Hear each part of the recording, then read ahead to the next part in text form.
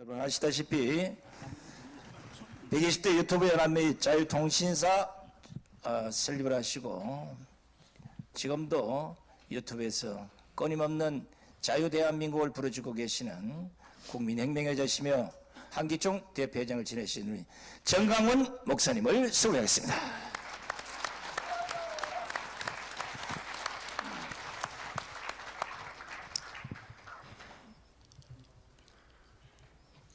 또 소개. 예. 자, 제가 좌우로 보지 마시고 제가 순서대로 여러분들에게 소개를 하겠습니다. 다음은 우리 신혜한수 신혜식 대표님 소개하겠습니다. 고성국TV의 고성국 박사님 소개하겠습니다. 이봉규TV의 이봉규 박사님 나오셨습니다. 이충건TV의 이충건 박사님 나오셨습니다. 오늘 주제 발표를 하실 우리 김학성 교수님 나오셨습니다. 자, 그럼 오늘 이 토론의 자장을 맡아서 진행해 주실 우리 정강훈 목사님의 말씀부터 큰 박수로 청해 듣겠습니다. 존경하는 국민 여러분, 그리고 해외 동포 여러분, 우리 대한민국이 이승만 대통령이 건국하시고 박정희 대통령이 일으켜서 이제 드디어 세계 자랑스러운 이 세계 10대 강국이 되었습니다. 그럼에도 불구하고 이 한 가지 딱 문제가 정치 문화가 전혀 못 따라가고 있습니다. 스포츠 선수들 보면은 자랑스럽지 않습니까? 특별히 LPGA 여자 선수를 쳤다 하면 무조건 1등. 또 축구 손흥민 선수가 유럽을 폭격하고 있습니다. 근데 이 정치 문화 하나가 이것이 제대로 이제 바로 서지 못해서 어려움을 겪고 있습니다. 그 중에 과거의 그 정치 문화는 주로 김영삼, 김대중 또 이런 분들 거의 한 분에 의해서 좌지우지가 됐는데 그 중에 이제 공천입니다. 공천권을 가지고 한 사람이 이 공천권을 가지고 휘두르는 바람에 오늘 같은 대한민국에 비참함이 일어났다고 봅니다. 근래에 와서는 그 이명박 대통령이 대통령 됐을 때 상대방 반대편의 사람들을 다 공천을 학살했습니다. 학살. 반대로 또 박근혜 대통령이 되니까 보복을 해서 또 친이계를 다 또 학살을 하고 그 결과 결국 대한민국은 이 모든 주도권이 싸우는 바람에 이게 북한으로 넘어가기 직전의 위기 상태에 맞이했습니다. 그래서 저희들은 대한민국을 북한으로 넘겨줄 수 없어서 광화문 광장에서 눈이 오나 비가 오나 5년 동안 투쟁해서 겨우 이제 대한민국의 그 생명을 5년이 연장을 시켰습니다. 완전히 이긴 것이 아닙니다.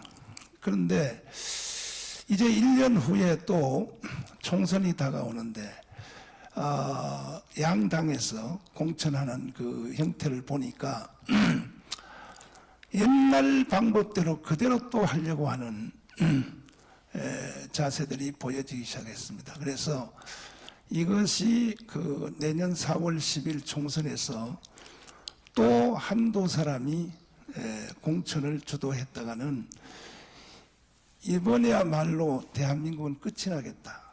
완전히 북한으로 넘어가겠다. 왜냐하면은 문재인 대통령이 5년 동안 한 일은 딱 하나밖에 없습니다. 평화협정, 종전협정, 그리고 주한미군 철수, 연방제 통일을 통하여 국민들을 현혹시켰죠. 전쟁 없이 통일하자. 이거는 일종의 사기입니다. 사기. 이 말에 거짓말에 걸려들어서 국민의 절반이 지금 거짓에 걸려들은 상태입니다. 그래서 또 다가오는 1년 후에 그 더불어민주당의 공천을 이렇게 대충 감각을 느껴보니까 이재명이가 이제 공천권을 다시 행사해서 그야말로 완전히 평화협정, 종전협정, 그리고 주한미군 철수, 연방제 통일로 가는 이 줄에 서는 사람들을 거의 간첩 수준에 도달한 사람들을 공천하지 않겠느냐. 이러한 우려가 이것은 저만의 우려가 아닐 것입니다. 정상적인 대한민국의 지식인들은 아마 그것을 다 느낄 것입니다. 그리고 이제 자유우파 김기현 대표가 또 하는 그 예상되는 행동을 보니까 역시 이것도 줄 세우기에 공천을 하려고 이미 벌써 준비를 다 하고 있습니다. 그러면 야당은 종북주의자들을 공천하고 또 자유우파는 자기의 정치 세력을 확대하기 위하여 자기를 추종하는 자들을 또 공천하면은 이것은 반드시 대한민국을 망할 수밖에 없습니다. 그래서 우리 유튜브 연합이 이 일에 대해서 깊은 걱정을 하다가 이제 우리가 마지막 남은 하나 완전한 민주주의를 완성하기 위해서 미국식 완전 오픈 프라이머리로 공천권을 완전히 국민에게 돌려줘야 되겠다. 여러분, 유튜브 여러분 동의하십니까? 동의하시면 박수 한번 하십시오. 그러나 우리는 정치인도 아니기 때문에 이것을 관철하기가 심히 어렵습니다. 그래서 전 국민이 다 나서야 됩니다. 나서서 일단은 더불어민주당의 공천 행위가 다시 말씀드리면 평화협정, 종전협정, 그리고 주한미군 철수, 전쟁 없는 연방제 통일로 가자 하는 그러한 이념으로 공천하는 행위에 대해서는 이건 범죄 행위이기 때문에 반드시 우리는 이것을 막아야 될 것입니다. 그래서 더불어민주당 쪽에서도 정상적인 이 대한민국 정신을 가진 자들이 국회로 다 들어가서 대한민국을 바로 세워야 될 것이고 또 자유우파도 이 국민의힘 정당도 과거에 했던 것처럼 자기 세력의 줄을 세우는 이런 공천의 범죄 행위를 반드시 막아내야 되기 때문에 온 국민들이 다 나서서 마지막 남은 민주주의의 완성인 이 오픈 프라이머리의 공천을 우리가 완성해야 될 것입니다. 동의하십니까? 네.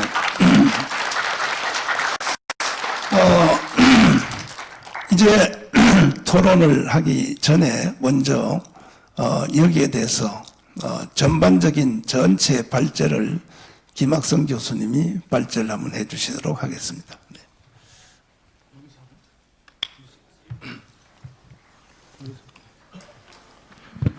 예, 김학성입니다.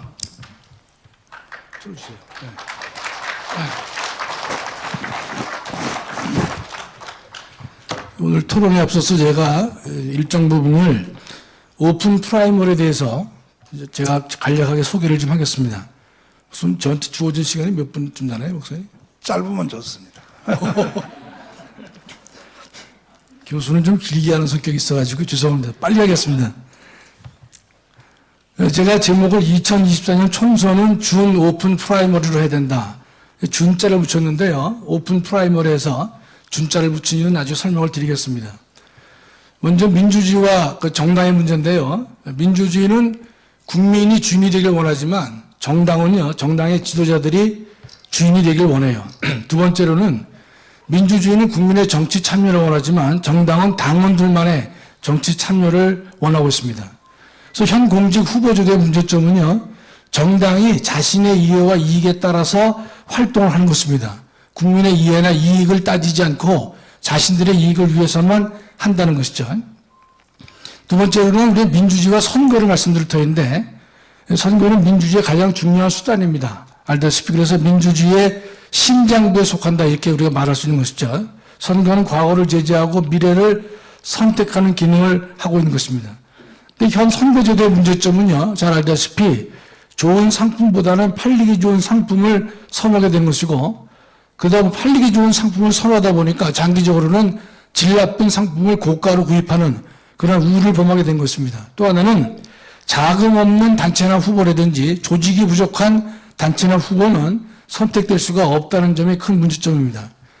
현행법 8조 2항을 보면요, 우리 헌법은 정당은 그 목적, 조직, 활동이 민주적이 된다. 헌법은 분명히 말하고 있는 것이죠. 여기서 보면 활동이 민주적이 된다 이런 말을 하고 있거든요. 활동의 민주성을 간단히 말씀드리면 당의 의사결정이 민주적 절차와 방법으로 이루어진다 이런 걸 요구합니다. 두 번째는 공직 후보자는 상향식 의사 형성 절차에 따라서 결정될 것을 헌법은 요구하고 있습니다. 이 부분을 다시 말씀드리면 활동의 민주성을 확보하기 위해서는 하향식 공천이 아니라 상향식 공천을 해야만 할 것이다 이런 뜻입니다. 현 공직 후보자 결정은 알다시피 정당 공천위원회를 통해서 공직 후보자를 결정을 하고 있어요. 다만 우리가 최근에는 대통령 후보의 경우에는 당원들만의 투표가 아니라 일부 국민이나 여론 등을 감안해서 하는 그런 약간의 오픈 프라이머리를 도입하고 있는 것이죠. 그러나 국회의원과 기타 공직자들은 정당이 독점해서 후보를 추천하고 있습니다. 오늘 논의는 내년 총선이기 때문에 국회의원으로 한정해서 말씀을 올리겠습니다. 현 공직 후보자 결정의 가장 큰 문제점은 첫째가 공직 후보자를 정당의 지도부가 독점하고 있다는 것이죠.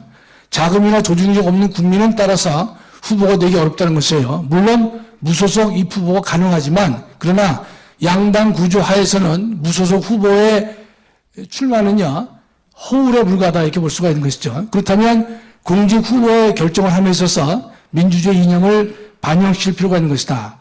현재의 공천 방식은 정당 활동의 민주성을 충족하기에 매우 미흡하다 이렇게 볼 수가 있겠습니다. 따라서 새로운 공직 후보 선출 방법이 절실한 것입니다. 민주주의를 활성화시키고 주권자로서의 국민의 지위를 공고히 하고 정당 지도자 중심의 공천 방법은 지양돼야 된다 이런 뜻입니다. 미국식 오픈 프라이머리를 잠깐 좀 소개를 올리겠습니다. 그 오픈 프라이머리라고 하는 것은 먼저 프라이머리는 예비 선거를 그냥 프라이머리라고 하는 거예요. 본선거 전에 이루어지는 예비 선거인데 여기에서 후보자를 결정한다 이런 뜻입니다. 즉 선거를 통해서 후보자를 결정하게 돼요.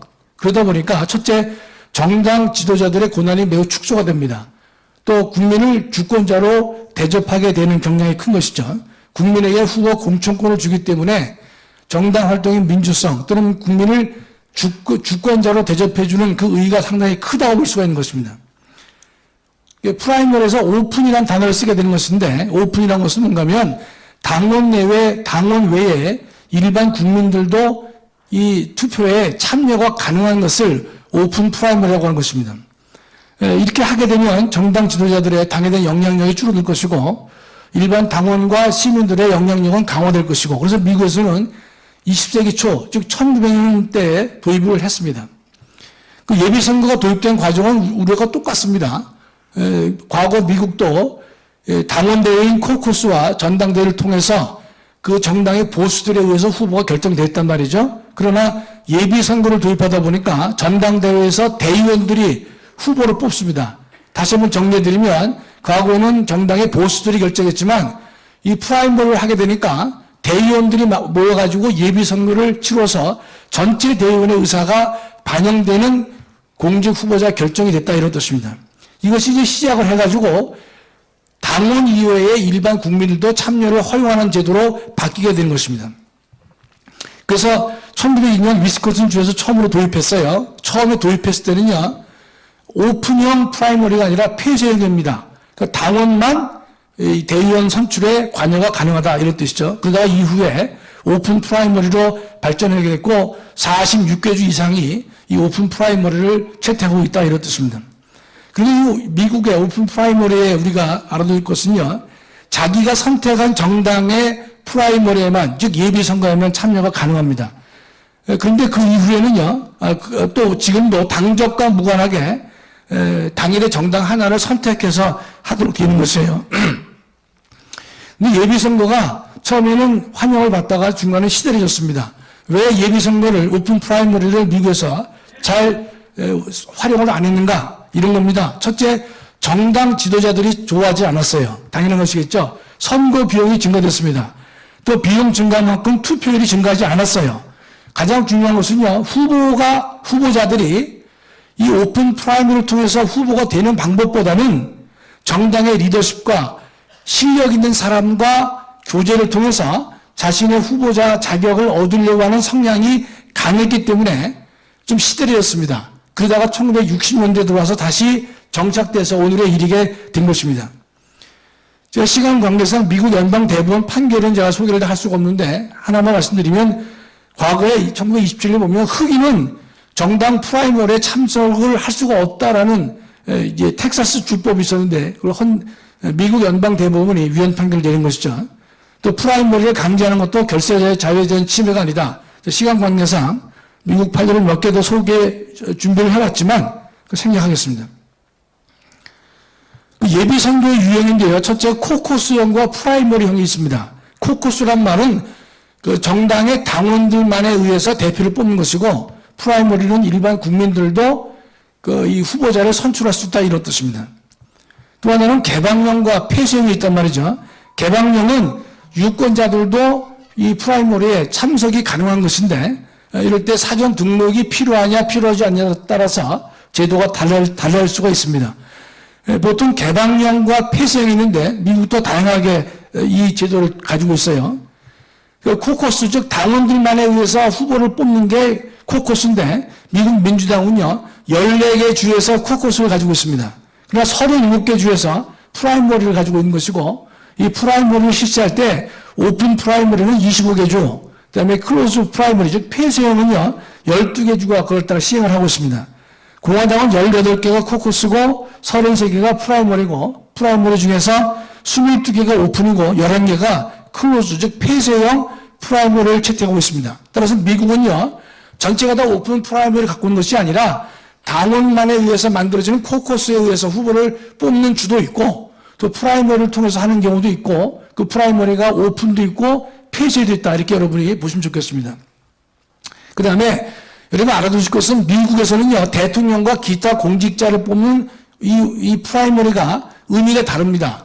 대통령의 경우에는요 이 프라이머리 속에서 최종 후보를 결정하는 것이 아니라 전국당에 나갈 대의원을 뽑습니다. 대의원을 뽑는 거예요. 그 다음에 이 대통령을 제외한 다른 공직자들은요 그 예비선거에서 후보를 선출합니다. 여러분 대통령 선거를 다시 한번 생각해 보시면 각 프라이머리에서는 최종적으로 민주당에서 2명을 내보낸다 그럴 경우에 전국당으로 2명을 내보낸다고 그랬을 경우에 후보를 뽑는 게 아니라 그 선출할 수 있는 대의원을 뽑는 것입니다. 대의원을 뽑는 것이고, 미국 대통령은요 기타 공직자들은 후보를 선출하도록 되어 있습니다. 그럼 우리나라의 프라이머리 도입에 적용구 한계인데요. 우리가 미국 것이 좋다고 해서 바로 다 우리 것으로 도입할 수는 없겠죠. 객관적으로 가장 좋은 제도는 없는데 여러 가지 이제 우리가 검토를 해봐야 될 것인데, 첫째, 우리나라에서는 이 당원이 아닌 자들에게 투표할 수 있는 기회를 주는 것이 과연 옳으냐 그러냐 문제가 첫 번째 등장하는데, 현행 공직선거법 57조 3항은요 정당은 당원이 아닌 자에게 투표권을 부여하여 이렇게 되어 있습니다. 그러니까 당원이 아닌 자에게 투표권을 부여해서 경선을 할 수 있다는 것이 현행 공직선거법의 태도가 되는 것입니다. 때문에 이제 후보자 출마 신청부터 최종 선정까지 우리나라는 철저하게 지도부가 통제를 합니다. 이렇게 하다 보니까 새로운 인물을 갖다가 만들어낼 수가 없는 것이에요. 지역주의 편성해야 되는 것이고, 전문성과 경쟁력이 없는 인사를 잘못 선택하는 경우가 많이 있다는 것입니다. 그 오픈 프라이머리가 매력적이긴 하지만 어떤 매력이 있느냐? 정치 참여를 확대해 주는 것이고, 참여 민주주의를 구현해 주는 것이고, 국민의 욕구를 충족시켜 주는데 큰 기여를 하게 되지만, 가장 큰 문제점은 우리가 지난번에 여러분 대통령 선거라든지 정당 대표를 뽑을 때도 등장했지만 역선택 가능성을 막기가 어렵다는 뜻입니다. 오픈하게 되면 당원이 아닌 일반인도 참여하게 되니까 역선택이 가능하다는 뜻입니다. 즉 본선에서 떨어질 사람이지만 예비선거에 들어가서 그 사람을 갖다가 본선거에 나가게 하는 역선택이 가능하기 때문에 당원 이외에 다른 사람들을 관여하는 보통의 오픈 프라이머리는요, 제가부터 상당히 위험한 것이다. 이건 우리가 다 경험을 했습니다. 저는 그래서 이런 생각을 했습니다. 공직 후보자로 선출할 때는요, 즉 국회의원 선출할 때는 폐쇄형이다. 즉 당원만이 선택할 수 있는 기회를 주는 것이다. 당원 이외 일반 국민에게 주게 되면 역선택 가능성 때문에 적절치 않다는 것입니다. 근데 두 번째는 입후보의 문제가 또 생깁니다.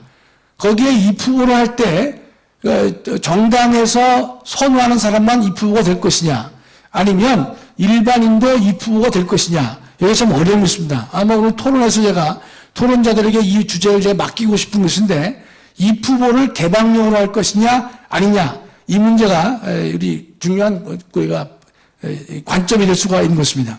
그래서 저는 입후보는 입후보도 개방용으로 했으면 좋겠는데, 이런 겁니다. 입후보를 개방용으로 할 때는 당의 정당의 당원만 후보가 될 수 있느냐, 아니면 당원 자격을 갖지 못한다 하더라도 당원이 될 것을 약속한 경우에는 누구에게도 입후보 자격을 허용하는 의미 정도의 제가 개방령을 제가 말씀드리고자 하는 것이에요.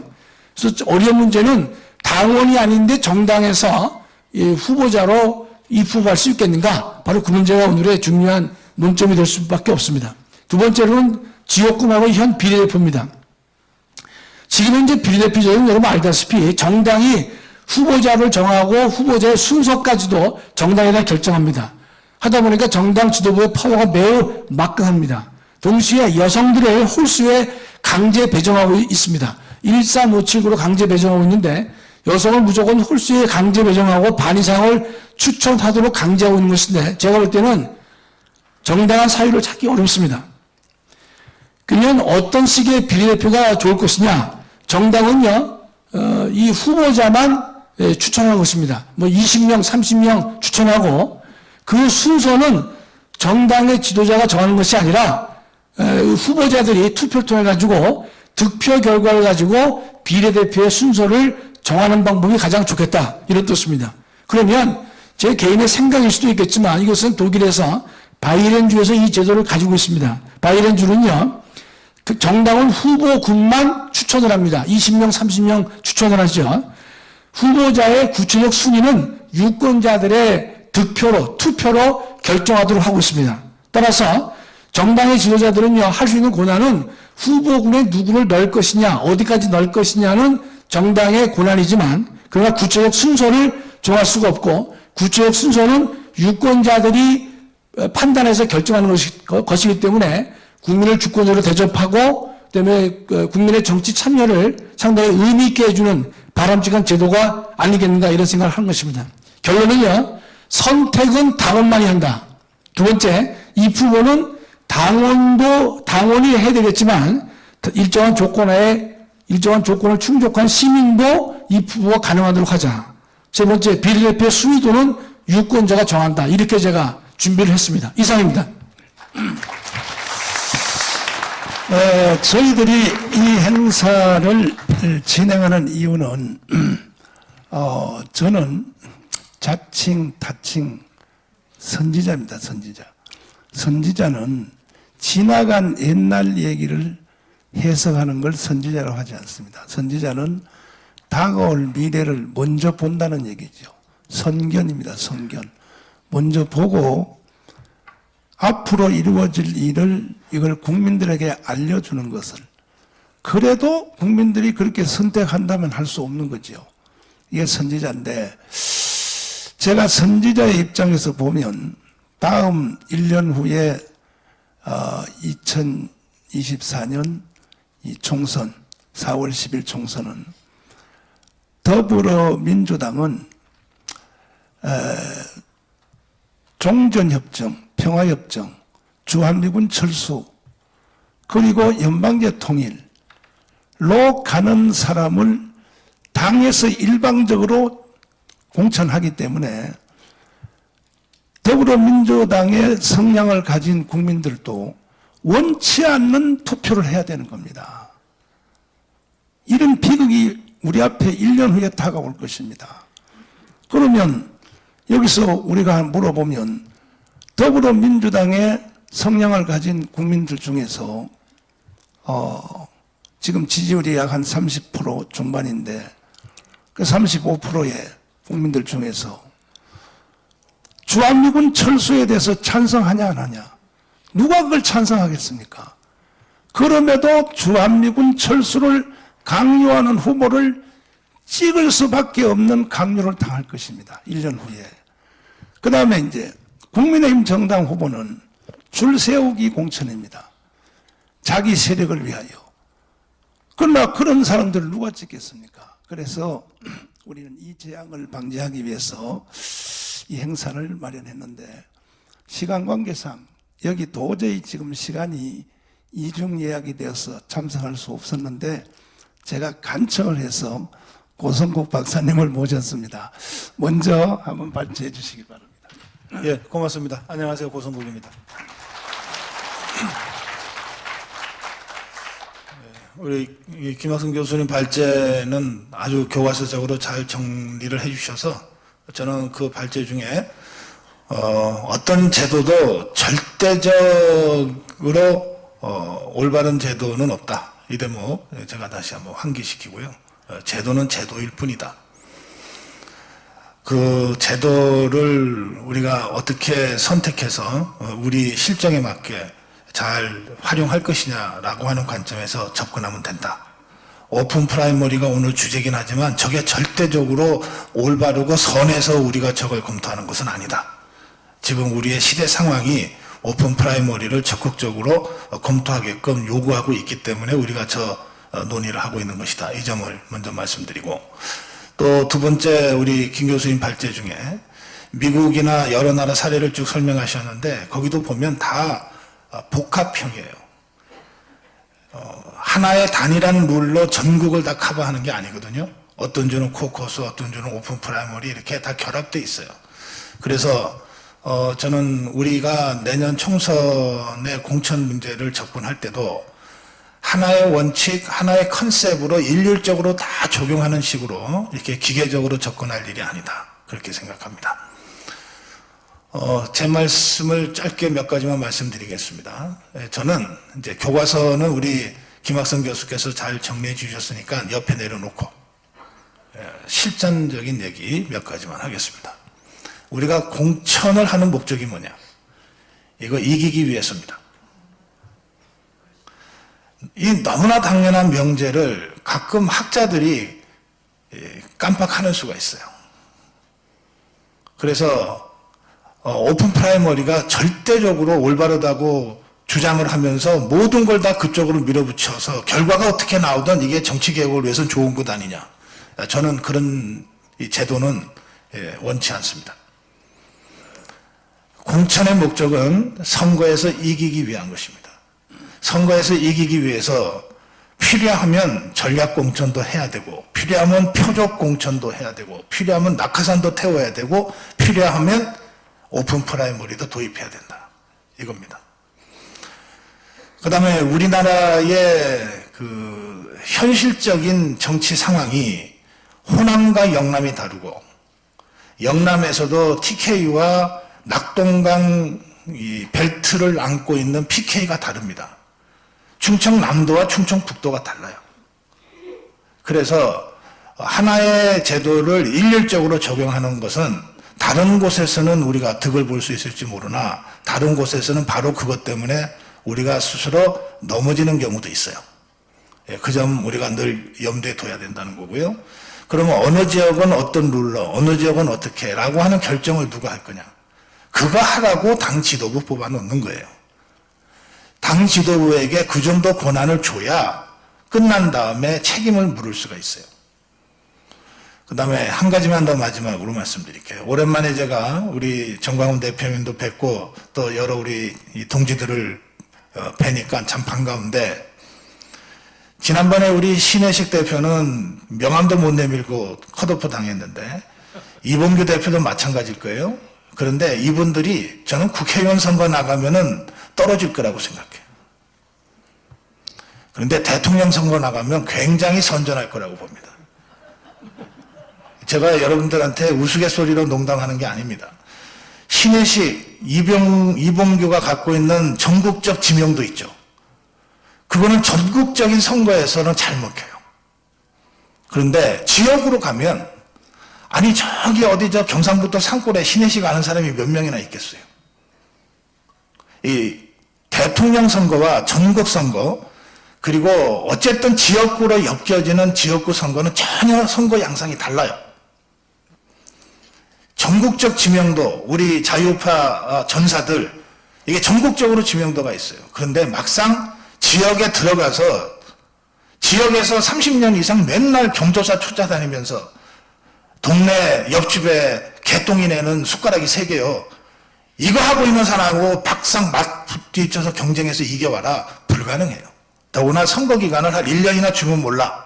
법적으로 3주만 딱 줍니다. 2주만 딱 줘요. 국회의원은. 그러니까 정말 철벽에 부딪혀라는 거거든요. 그래서 이런 정치 현실을 우리가 도외시하고 뭘 전략을 짜면 안 된다는 겁니다. 그래서 제가 제시하는 것은 3가지입니다. 첫째, 비례대표는 지역구가 따로 없잖아요. 그러니까 이거는 전국적 지명도 갖고 나가야 돼요. 영남이나 호남이나 충청에서도 저 사람이면 우리 자유파를 대표할 수 있어. 이렇게 되어지는 것이 비례대표예요. 비례대표는 저는 없애는 게 좋다고 생각하지만 이번에는 없앨 수 없으니까. 그러면 그 비례대표만은 전국적 지명도를 갖고 있는 사람들이 진짜 제대로 된 오픈 프라이머리 통해서 한번 뽑히도록 해보자. 그 저는 이봉규나 신혜식이 정치 진출의 뜻이 있다면 비례대표 출마해라. 그런데 이게 옛날처럼 당대표가 줄 서는 사람들한테 1, 2, 3 주는 식이 아니고 진짜 완전 오픈 프라이머리로 전국적 지명도와 인지도와 활동력을 평가하는 식으로 룰이 만들어진다면 무조건 된다. 좀 그렇게 생각합니다. 그리고 이걸 저희는 주장해 가야 된다고 생각해요. 우리 자유파 전사들이 지난 5년 동안 문재인 종북 좌파 세력과 목숨 걸고 투쟁하고 싸웠잖아요. 근데 그들 중에 지금 국회 진출해 있는 사람이 하나도 없어요. 줄을 못 쓰니까. 문재인이라고 싸우느라고 언제 줄 쓸 기회나 있었어요? 줄을 못 쓰니까 지역이든 전국이든 안 되는 거예요. 그러니까 저는 이번에 오픈 프라이머리 방식으로 비례대표를 완전 국민 자유경선으로 하자. 전국적 지명도 있는 사람들, 진짜 우리 자유파에 필요한 인물들을 비례대표를 통해서 뽑자. 이래 놔야 된다는 거예요. 그러면 어디 가서 우리가 애원하고 구걸하고 협박 안 해도 돼. 우리가 갖고 있는 이 자산, 투쟁 과정에서 쌓아 올린 이 인지도 가지고서 우리 힘으로 당당하게 비례대표 석권할 수 있다고 저는 생각해요. 네. 그 다음에 2번째, 이제 지역구로 가면 크게 봐서 영남과 다른 지역이 다른 겁니다. 영남과 수도권이 다른 거예요. 영남에서는 오픈 프라이머리를 하건 뭘 하건 간에 그 지역에 재선 3선 해갖고서 아성을 쌓아놓은 사람들과 경쟁해서 이길 수가 없어요. 그 사람들은 진짜로 옆집 숟가락 몇 개인지를 아는 사람들이라니까요. 그들한테 아무리 우리 자유파 진영에서 투쟁을 하고 신망이 있다고 해서 그냥 갖다 붙인다고 해도 되는 게 아니에요. 그래서 저는 영남 지역은 전략공천해야 된다고 생각합니다. 현역들을 쳐내는 유일한 방법이 전략공천이에요. 이게 오픈 프라이머리가 영남 지역에 잘못 이게 들어가면요. 현역들 그대로 공천 주는 결과가 됩니다. 김무성이가 3년 전에 저거 하겠다고, 3년 전, 7년 전에.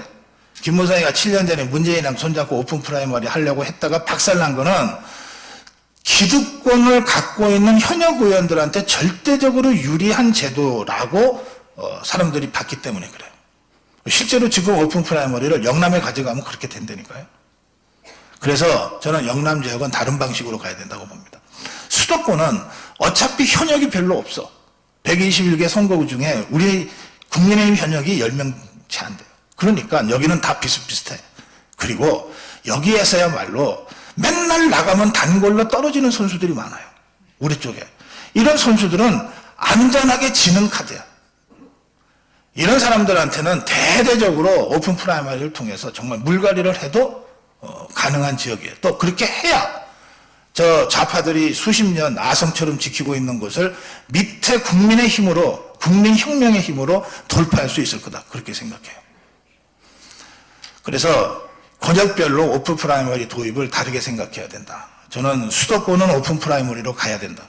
그러나 영남권은 현역 기득권 구조를 타파하기 위해서라도 오픈 프라이머리가 아니라 강력한 전략 공천으로 공천 불가리를 해야 된다. 이렇게 생각합니다. 자, 그 다음에 세 번째인데요. 제 마지막 말씀이에요. 현역과 정치 신인들, 이제 우리들 자유파 진영에서 생각하는, 저 사람이면 국회 좀 내보내야 돼. 라고 하는 사람들은 대개 정치 신인들이에요. 현역과 정치 신인들이 싸우는 것은, 그것도 똑같은 룰로 싸우는 것은 현역들한테 100m 경주에서 한 70m 앞에 서서 뛰라는 거랑 똑같아요. 현역이 그렇게 간단한 게 아닙니다. 4년 동안 그 지역을 관리하고, 그냥 관리가 아니에요. 할 수 있는 한 모든 방법을 통해서 의정보고회 하고 동단위 의정보고회를 하러 다닙니다. 이 현역 의원들은요. 그리고 후원 모임을 하고 각종 산악회를 하고 하는데 현역이 아닌 사람들은 어떤 것도 할 수 없어요. 그런 상태에서 게임을 하라는 거거든요.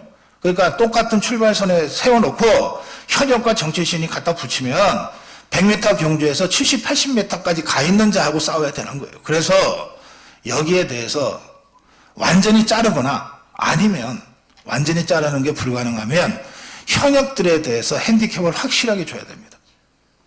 이를테면 당신한테 우리가 투표에 참여할 수 있는 피선거권을 박탈할 수는 없지만 헌법적 권리니까, 그러나 우리 국민의힘에서 하려고 그러면 우리 룰에 따라라. 현역들한테는 핸디캡 50을 주겠다.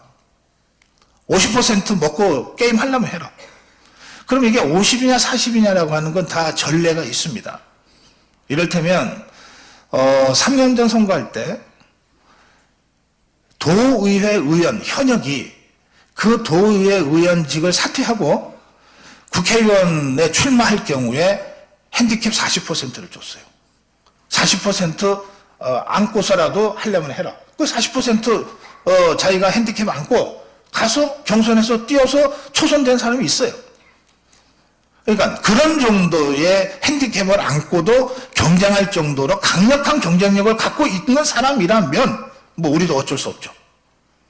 그래서 통상적으로는 정치 신인들한테 가산점이라고 하는 걸 주는데, 그 뭐 여성한테는 40%, 청년한테는 20%, 뭐 무슨 독립유공자 무슨 후손들한테는 뭐 20% 뭐 이런 식으로 주는데, 그게 아니고 현역 의원들한테 핸디캡을 줘야 된다는 거예요.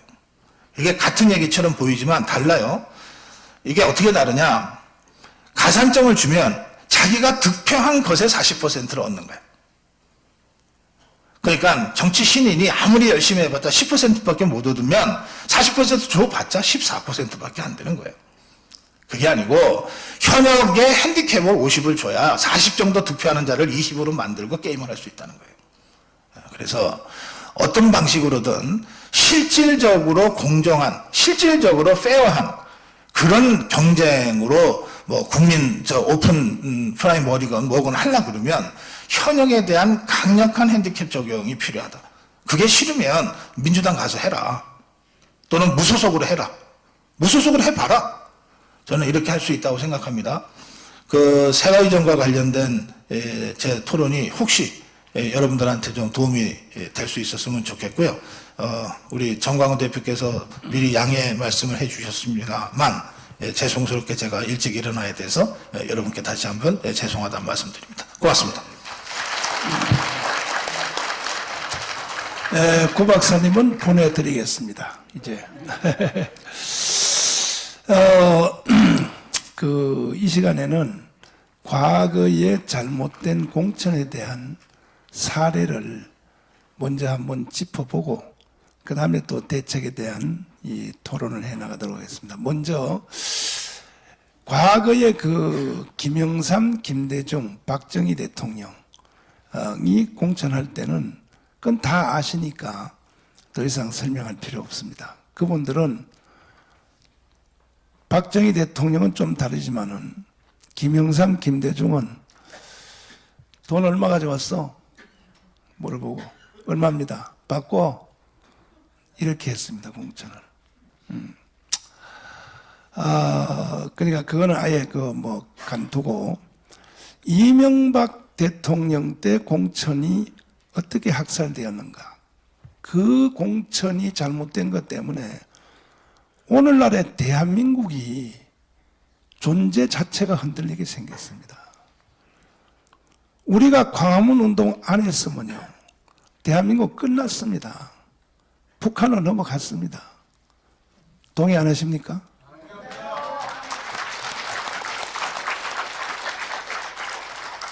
존경하는 국민 여러분, 대한민국 끝난 것입니다. 문재인은 대한민국을 해체하고 북한으로 넘기는 것이 문재인의 신앙입니다, 신앙. 근데 그것을 우리가 저지시켜서 이제 겨우 대한민국 생명을 5년 연기시켰을 뿐입니다.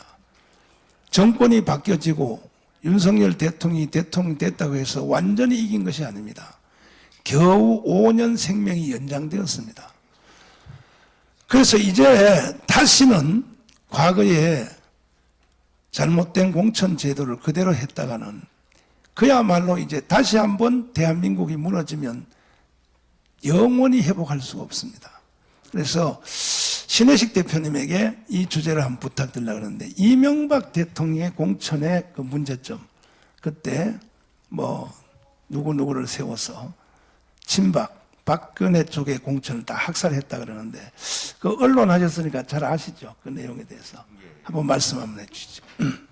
제가 재채기가 나와가지고 재채기가 나와서 마스크를 썼습니다. 또 혹시 모르니까 검사 받았는데 문제는 없었는데 그래도 일단 아시겠지만 이명박 정부 그다음에 박근혜 정부에서 이제 두 번의 공천을 하면서 한 번은 친박 학살, 또 한 번은 친이계 학살, 이런 그 두 번의 과정을 거치면서 서로에게 우파 내부에서 불신이 생기면서 말이죠. 당시 특히나 이제 박근혜 때 친이계 학살을 하면서 그때는 저희가 이제 과반 이상을 얻을 수도 있었던 기회였는데 김무성 대표가 도장을 들고 날랐다. 그런데 도장을 들고 날른 건 아니고요. 도장은 당사에 그대로 있었는데 당시 그 대통령 청와대의 입김이 너무 세다 보니까 좀 회피를 했던 거죠. 그리고 이명박 대통령 때는 친박 학살이라는 이제 미명하에 이제 친박계를 상당히 많이 이제 학살을 했습니다. 그때는 학살이라는 표현이 적당한지 모르겠지만 배제를 많이 시켰죠. 그 전만 하더라도 그렇게 이제 어떤 특정한 계파를 갖다가 콕 찍어갖고 공천을 배제한 경우가 없었는데 친이계가 그런 공천 배제를 함으로 인해서 친박계가 이제 원한을 가졌고 그게 이제 친박계에 의해서 친이계 학살이 이루어졌죠. 근데 그게 그 당시에 제가 기억하기로는 박근혜 대통령의 공천 개입이 그 이전에 대통령의 공천 개입보다 훨씬 셌어요. 그 비례대표와 관련해서도 그 말들이 많았습니다. 그때 그 당시 비례대표의 시민단체의 몫으로 신보라를 넣느니 마느니 하면서 또 갈등이 있었고 또 친이계의 인사들을 특히나 부산에서 활동하면서 나름 인지도를 가졌던 그 의원들을 공천 배제하면서 거기에 이제 초선 의원들을 공천을 했죠. 그 대표적인 사람이 그 당시에 하태경이었어요. 혜택을 많이 받았죠. 그런 식으로 이제 기준이 없이 공천을 하다 보니까 그게 문제가 됐고 결론적으로 크게 대승할 수 있었던 선거를 상당히 어렵게 끌고 간 상황이 됐습니다. 그런데 그때 여러분들도 좀 기억이 좀 나실 수도 있겠지만 김무성 대표가 도장을 들고 도장은 당사에 있었는데 결제를 안 한 것뿐이죠. 그리고 그런 부분들을 잘 수습을 했어야 되는데 그때 그러지 않고 그걸 광고를 찍었어요. 도장을 들고 나르샤라는 광고를 찍고 좀 지지자들을 좀 우습게 알고 희화화시키면서 그 당시에 공천에서 그 당시 그 선거에서 참패하게 된 결과가 좀 생겨버린 거죠. 그래서 제가 좀 말씀드리고 싶은 부분은 이제는 그런 당이라든가 또 대통령의 의중이라든가 이런 포함된 이 공천은 뭐 물론 권력가와 기득권이 일정 부분 유지라는 건 사실일 텐데 그래도 이제 국민에게 돌려줘야 된다는 거, 당원들과 지지자들에게 돌려줘야 된다는 거죠. 지난 총선에서 황교안 대표 시절에도 사실 비례대표 선거 굉장히 잘 됐었거든요. 근데 황교안 대표가 와갖고 다 뒤집어 버리지 않았습니까? 그리고 지역구 선거 같은 경우는 김영호의 거의 난장판 공천, 막천으로 인해서 많은 불만이 있었는데 비례대표는 그런대로 나름 기준을 세워서 했었는데도 불구하고 그것도 마음에 안 들었는지 황교안 대표가 다 뒤집어버린 결과, 뒤집으면서 그때도 공천 잘못됐다고 많은 비판을 받으면서 선거에서 역대 가장 아주 저조한 보수 정당으로서 가장 저조한 득표를 얻어내는 그런 참혹한 결과를 만들어냈습니다. 그래서 이제는 공천을 가지고 대통령이라든가 당 대표가 좌지우지하면 지지자들이 실망하고 또 그것이 이제 투표에 직관적으로 연결이 된다. 그러니까 이번에는 목사님께서도 이제 앞을 내다보시는 차원에서 선지자적인 차원에서 오픈 프라이머리를 주장을 하고 계시는 거죠. 미국 선거에서 오픈 프라이머리는 대통령 후보에 의해서 대통령 후보를 선출할 때 오픈 프라이머리를 하고 의회 선거는 일부 지역에서만 합니다. 사실 오픈 프라이머리에 대한 문제는 많이 지적이 되고 있었어요, 미국에서도. 그런데 이 1900년대 한 1970년대 정도부터 조금씩 시작하다가 2000년대 들어와서는 이제 미국이 이제 본격적으로 오픈 프라이머리를 본격적으로 이제 선거 제도에 이제 반영을 시켰는데 그 이유는 다른 게 아니라 부작용이 있지만 적어도 다양성을 추구할 수 있고 민주주의의 근본적인 문제를 해소할 수 있는 부분이기 때문에 부정적인 부분보다도 긍정적인 부분이 더 많다는 거죠. 대한민국 같이 이렇게 사실 기업은 인류, 정치는 삼류인 이런 사회상에서는 적어도 의회를 이끌어갈 수 있는 인물들을 제대로 뽑아주는 게 중요하다. 그러기 위해서는 무능한 권력 집단에게 공천을 맡기느니 국민들이 선택할 수 있는 폭을 넓혀주자. 이게 맞는 것 같고요. 다만 이제 개방형이 될 거냐, 폐쇄형이 될 거냐, 이거는 이제 논의가 좀 필요할 것 같습니다. 또 하나는 지금 과거에 이제 김무성 대표도 그랬고 또 그 이전부터 뭐 상향식 공천을 해야 된다 이렇게 얘기했는데 그 상향식 공천을 하려면은 당원들이 많아야 되거든요. 당원들이 30만 병 정도뿐이 20만에서 30만 병뿐이 안 되는 상황에서 상향식 공천, 즉 오픈 프라이머리 형태를 취하면서 공천을 하면은 지역에 있는 토 세력에게 굉장히 유리합니다. 예. 인원이 별로 안 되니까 나는 그냥 전화번호 한 1000개만 가지면은 그냥 그 사람들 다 연락해갖고 돈 써서 자기가 유리한 선거판을 만들 수 있는데, 아시겠지만 여러분들 저희가 이번 대선을 거치면서 당원이 100만으로 늘었어요. 100만으로 늘었기 때문에 과거처럼 지역 토 세력들이 1000명 단위로 해갖고 엮어갖고 자기네들이 공천에 좌지우지할 수 있는 힘이 없어요. 일단 기본적으로 수만 명이 되거든요.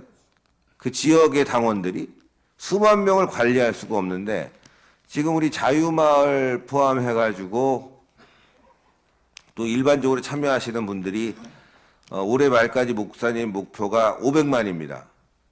네? 저는 500만 가능하다고 보거든요. 자유마을이 지금 1000만 이상의 회원을 이제 목표로 달려가고 있기 때문에, 그러면은 상향시 공천을 하더라도 아까 고성욱 박사님은 그 경상도 지역에서 옆집에 숟가락까지 다 아는데 그 사람들을 이겨낼 수 있겠느냐, 이런 말씀하셨는데, 500만 명 정도 되면 옆집 숟가락이 아니라 그 정도 되면 옆집 통장까지 알아야 되는 경우죠. 그러니까 그렇게까지 다 알 수가 없어요. 예. 그러니까 사람들이 많아지면은 그만큼 참여하는 사람들이 많아지면요, 당원들이 많아지고 참여하는 사람들이 많아지면 지역 민심을 그대로 반영시킬 수가 있다. 그래서 목사님께서 당원 가입하라는 이유가 그 이유고, 그걸 통해서 오픈 프라이머리를 통해서 제대로 된 인물을 뽑아야 된다. 지금 경상도 지역에 가면은 당원들한테 물어보면 다 바꿔야 된다고 합니다. 맞지. 예, 다 바꿔야 된대. 그러니까 우리가 생각하는 것처럼 옆집 숟가락 알아서 당선되는 거는 1000명 있을 때는 가능해요.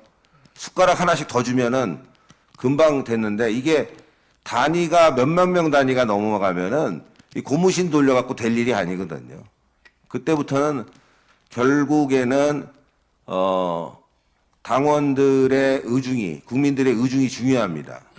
그리고 아까 제가 말씀드렸다시피 미국에서도 1900년도만 하더라도 조금씩 도입됐던 오픈 프라이머리 문제점이 많다고 했는데, 지금 본격적으로 하는 이유는 문제점이 있지만 그것이 문제점을 덮을 만큼의 민주주의의 발전을 갖고 온다는 거예요.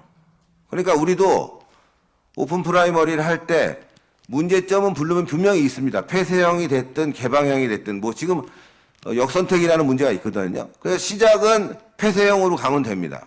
당원들 위주로. 당원들 위주에서도 책임당원과 일반당원, 이 사람들 위주로 먼저 시작하고 이게 효과가 더 있으면 그 다음엔 뭐 오픈으로 더 갈 수 있겠지만, 일단은 그 방향에서 움직이게 되면은 많은 사람들이 또 기회를 가질 수 있을 것이다. 지금 상향식을 하든지 아니면 기존대로 지금 뭐 당에서 뭐 전략공천을 하든지 두고 보십시오, 여러분들. 전략공천에도 맨날 그놈이에요. 두고 보세요. 당에서 공천개혁하겠습니다 하고 내년에 TK, PK 까보면요, 그놈이 그놈입니다. 바뀌는 게 없어요. 왜냐? 자기네들끼리 하기 때문에 자기네들끼리 약점 너무 잘 알아. 네? 옆집에 숟가락을 아는데 바로 옆에 있는 국회의원 김기현 당대표의 통장 계좌번호에다가 얼마 들어있는 건지 다 아는 사람들이 그 사람들이기 때문에 친한 걸 이길 수가 없어요. 그래서 목사님께서 또 질문한 부분이 하나 뭐냐면은, 결국은 이 당대표도 당대표지만 대통령실에서 공천 개입하는 순간 엄청난 후폭풍이 생기면서 당이 분열되고 당과 지지자가 분열될 겁니다. 뭐 저는 윤석열 대통령을 믿고 좋아하지만 공천 개입은 안 된다 이거죠. 그건 절대 안 됩니다. 그러니까 그건 국민에게 맡길 수뿐이 없는 거고, 대통령이 할 수 있는 일은 뭐냐? 이런 사람들이 국회의원으로 나간다는 방향 제시만 해줘야 되는데, 그렇지 않고 명단을 깔아서 내리는 순간 내년 총선은 또 뒤도 돌아볼 필요 없이 폭망한다. 그래서 목사님께서 앞을 내다보는 차원에서 결국 상향식 공천 오픈 프라이머리를 통해서 제대로 된 공천 해가지고 총선 200석 만들어야 된다는 거죠. 200석을 만들기 위해서 지금 말씀드리는 거예요. 예. 200석을 하기 위해서 그 나물에 그 밥은 안 됩니다. 바꿔야 돼요, 확실히. 그 지역에서 뜨겁게 올라와야 되고, 정말 지역에서 뽑아줄 수 있는 사람들이 돼야 되기 때문에 오늘 이 토론회가 시발점이 돼가지고 국민들이 좀 변화해야 됩니다. 결국 200석이 되면 윤석열 정부가 성공하는 거예요. 네. 괜히 윤석열 대통령 주변에 있는 사람들이 공천에 관심 갖고 찝쩍거리는 순간 윤석열도 망하고 대한민국도 망한다. 그래서 미국에서도 불완전하다고 하지만 결국 그것이 최선이다. 당원들에게 공천권을 주는 게 최선인 거죠. 당대표가 아니라. 예, 그 방향에서 목사님께서 길을 알려주셨기 때문에 우리 당원들과 지지자분들, 우리 자유마을 회원님들, 그리고 사랑제일교회 성도님들이 그 방향으로 다 함께 갔으면 좋겠습니다. 예, 감사합니다. 이번에는 이봉규 박사님께서 먼저는 박근혜 대통령의 공천 학살 또 그 점에 대해서 거기에 대표 선수들이 하나씩 있었어요. 이명박 대통령이 공천 학살할 때는 이방호 의원인가요? 그분이 했고 또 박근혜 대통령이 할 때는 그 이한구 내려와서 심지어 현역 당 대표요 박근혜 대통령을 당선시킨 그 선대 본부장은 김무성을 나가라고 그래버렸으니까 그러니까 이게 싸움이 안 붙을 리가 있나요? 그걸 포함하여 이제 그 대책에 대해서 우리 박수 한번 다시 하자 하겠습니다. 아니 발표하라고 그래놓고 목사님이 다 얘기를 핵심 다 얘기하셨는데 뭐 근데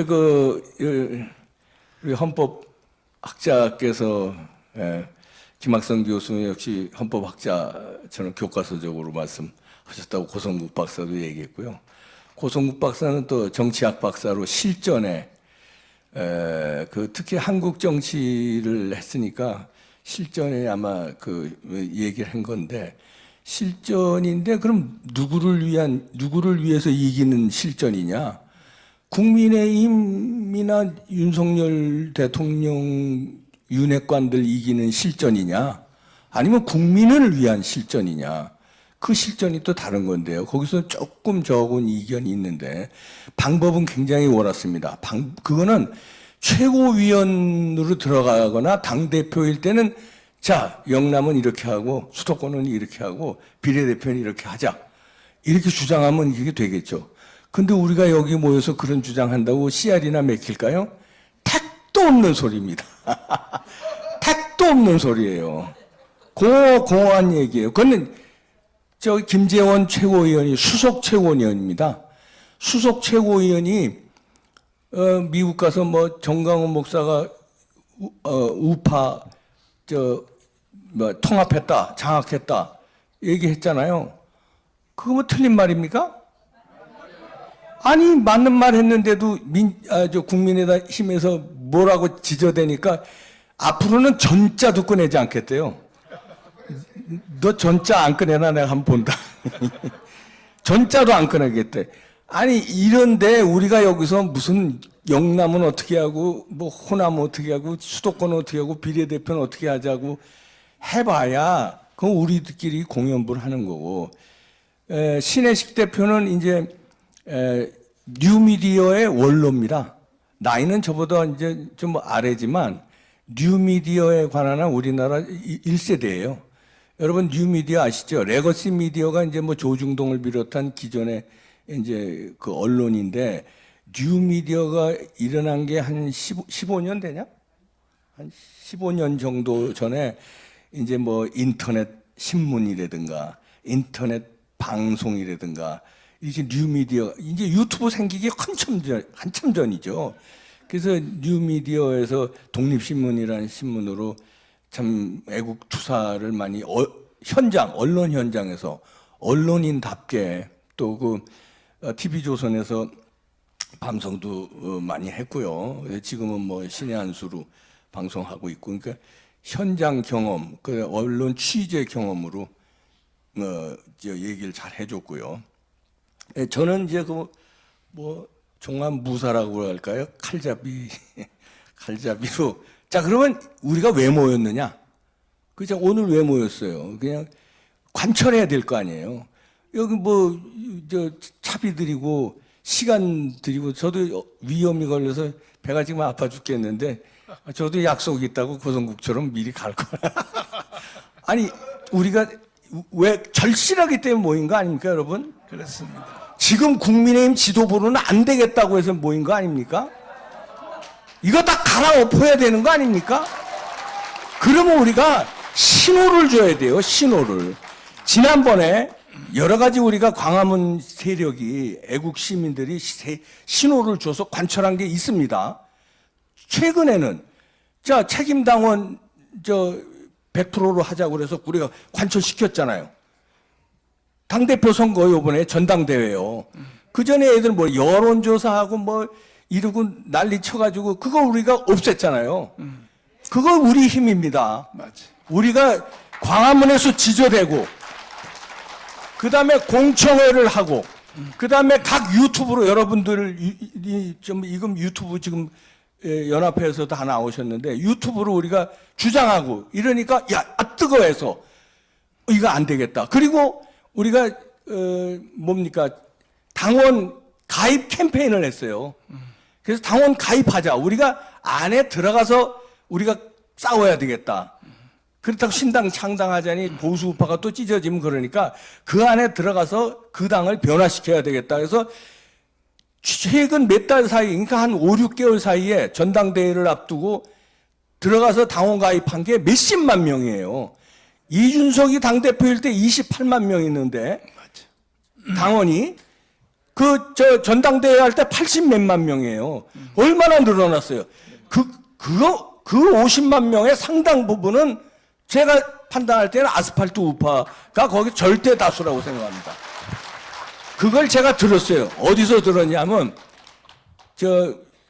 국힘당에, 중앙당에, 누구, 이름 되면 제가, 이름 되면 여기 방송에 하도 나가니까 또 김재원처럼 또 그 이름자도 못 꺼낸다고 그러나. 그 사람한테 제가 직접 들었는데요. 당신 그 통계 있느냐? 그러니까 당원 가입할 때 추천인 쓰는 게 있습니다. 추천인. 근데 여러분들 안 쓴 사람도 많을 거예요. 근데 추천인을 굳이 쓴 사람들이 있다는 거예요. 추천인 쓴 사람 중에서 솔직히 얘기해봐라. 전광훈 목사 쓴 사람, 신혜식 쓴 사람, 이봉규 쓴 사람 어느 정도 되느냐 그랬더니 무지하게 많대요. 무지하게. 실토를 하더라니까요. 그 사람은 아스팔트에 나와본 적도 없는 당에 아주 요직에 있는 사람이, 이름만 되면 여러분들이 깜짝 놀랄 사람이, 그 사람이? 그래 놓고는 방송이나 지네들 회의할 때는 그런 얘기 하나도 안 하는 놈들이에요. 그 놈들이.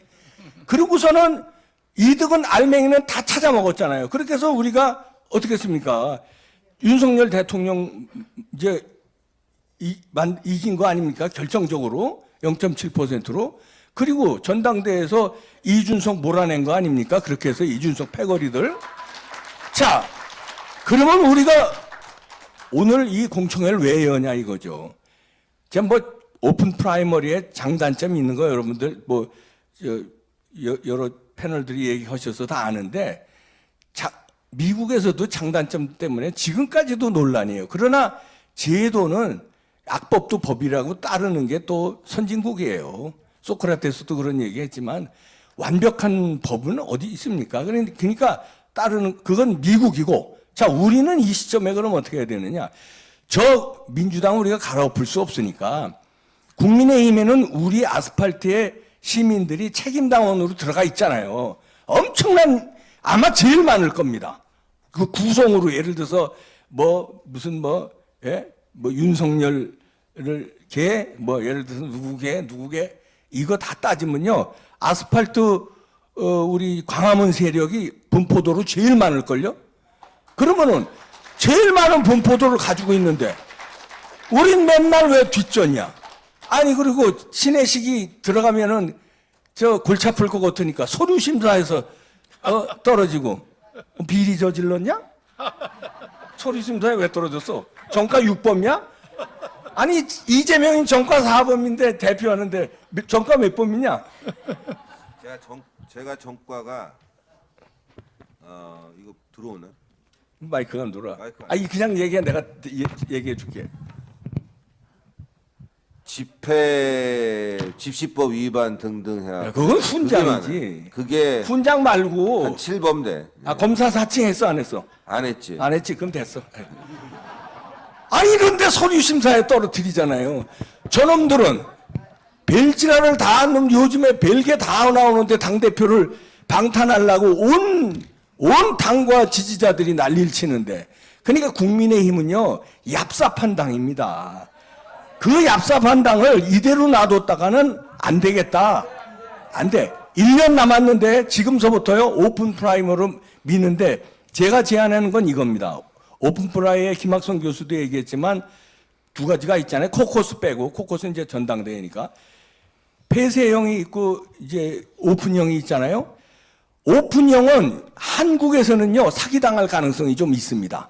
다시 말해서 역선택에 귀신들이 저쪽 민주당 애들도 귀신들이지만요 이 안에도요 국힘당 안에도요 아이고 이준석이 이 똘마니들 이 유승민이 똘마니들이요 아이고 말도 못해요. 이거 역선택을 할 수가 있어요. 그러니까 역선택을 배제하려면은 당원 투표로. 그러니까 오픈 프라이머리는요 아무나 투표하는 겁니다. 예비 선거에서 이제 공천할 때 아무나 하면 역선택이 들어올 가능성이 굉장히 한국은 미국보다 훨씬 농후하다. 미국도 역선택 때문에 오픈 프라이머리가 문제점이 있거든요. 그런데 한국은 거기에 10배는 넘을 거예요. 그러니까 오픈 프라이머리는 약간 위험하니까 오픈형 프라이머리보단 폐쇄형 프라이머리. 다시 말해서 당원들만의 참가하는 예비선거. 당원들만이 공천을 할 수 있는 예비선거. 그런데 요것도 지난번에 우리가 책임당원으로 완전히 밀어붙여서 성공했잖아요. 요것도요, 예를 들어서 오픈 프라이머리 예를 들어서 4월, 이게 그냥 가상입니다. 4월 1일이라고 잡읍시다. 아니 3월 1일이라고 잡읍시다. 3월 1일이라고 잡았는데 2월 25일 날 당원 가입해. 2월 26일 날 가입하고 바로 가입하고 그 다음날 2, 3일 뒤에 투표하려고. 요것도 수상한 거 아닙니까 이거 다? 그래서 책임당원을 주장한 거예요 우리가. 3달 전에는 최소한 당비 1,000원이라도 내는 거는 그것까지도 역선택을 하는 놈들은 성의를 봐서 그래.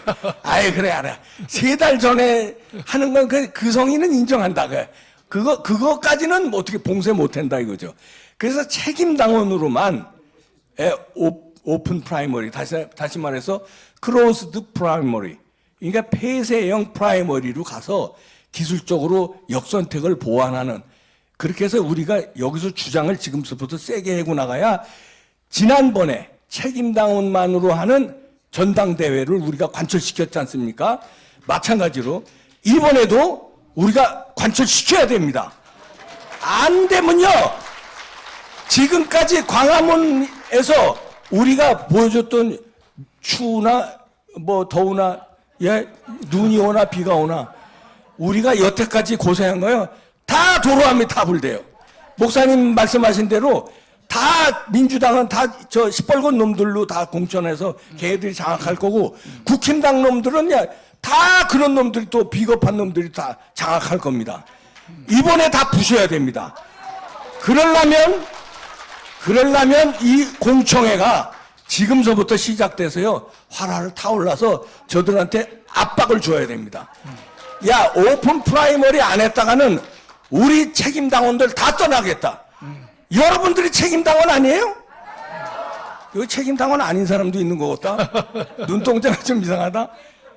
있겠죠. 근데 이런 분들도 여기 있겠죠. 얘기하시네. 이런 분들도 책임 당원이 될 거예요. 더. 왜냐하면 내가 그러면 우리 지역구에 후보자를 내가 투표하겠다. 그럼 책임 당원 더 가입된답니다.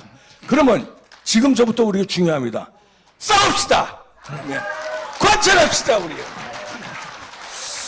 자, 이제 이충훈 박사님 순서인데, 이충훈 박사님은 이제 황교안 대표의 공천 실수.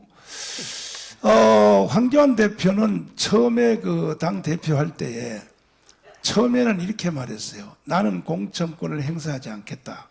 그래서 당 그 공천위원장을 여론조사를 해서 제일 앞장서는 사람에게 공천위원장을 시키겠다. 공개적으로 그렇게 기자들한테 말을 해가지고 여론조사를 했더니 누가 1등 했냐면 김문수가 1등을 했어요. 그럼 김문수를 공천위원장으로 임명했으면 이번에 백석 같은 이런 사고가 안 났을 것입니다. 그런데 김문수가 1등으로 당선됐는데 이걸 김영호로 바꾸려고 공작을 하다가 결국은 김영호로 바꿨습니다. 이 부분에 대해서 그래서 결국은 황교안 공천이 역대 이후로 가장 참혹한 일이 일어났고 그것 때문에 결국은 문재인이가 대한민국을 휴전선까지 끌고 간 겁니다. 네, 그래서 이 부분하고 그 다음에 또 우리 박사님은 미국에서 공부를 많이 했으니까 이 오픈 프라이머에 대해서 말씀을 부탁드립니다. 네네. 앞에서 그 좋은 말씀들이 많이 나왔기 때문에 제가 이제 종합하는 뭐 그런 셈이 될 것 같습니다.